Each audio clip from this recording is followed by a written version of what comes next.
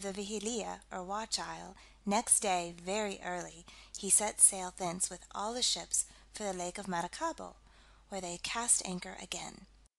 Then they landed their men, with design to attack first the fortress that commanded the bar, therefore called de la Barra.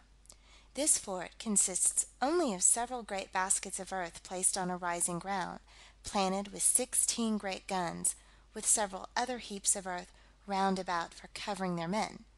The pirates, having landed a league off this fort, advanced by degrees towards it, but the governor, having espied their landing, had placed an ambuscade to cut them off behind, while he should attack them in front. This the pirates discovered, and getting before, they defeated it so entirely that not a man could retreat to the castle. This done, Lolonois, with his companions, advanced immediately to the fort, and after a fight of almost 3 hours, with the usual desperation of this sort of people, they became masters thereof, without any other arms than swords and pistols. While they were fighting, those who were the routed ambuscade, not being able to get into the castle, retired into Maracaibo in great confusion and disorder, crying, "The pirates will presently be here with 2,000 men and more."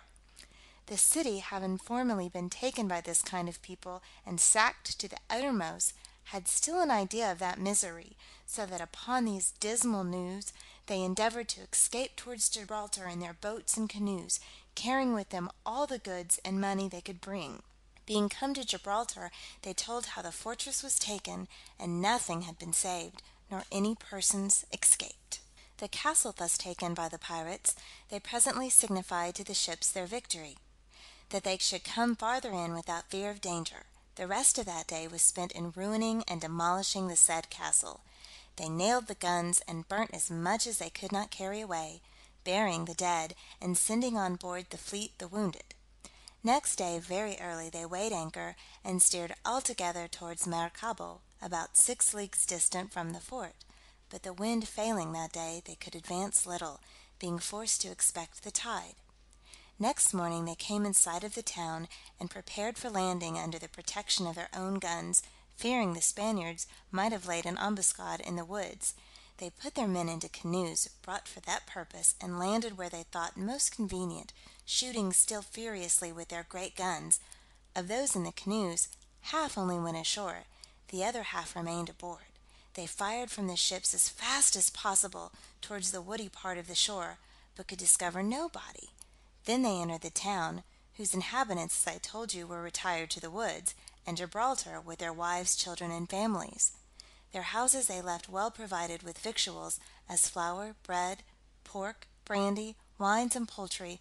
With these the pirates fell to making good cheer, for in 4 weeks before they had no opportunity of filling their stomachs with such plenty. They instantly possessed themselves of the best houses in the town, and placed sentinels wherever they thought convenient.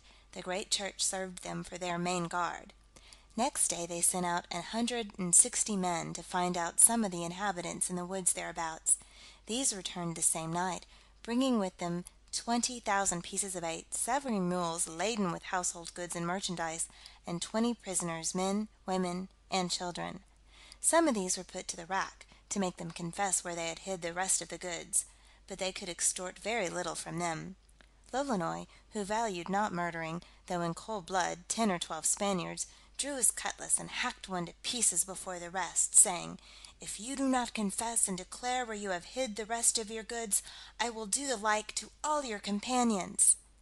At last, amongst these horrible cruelties and inhuman threats, one promised to show the place where the rest of the Spaniards were hid.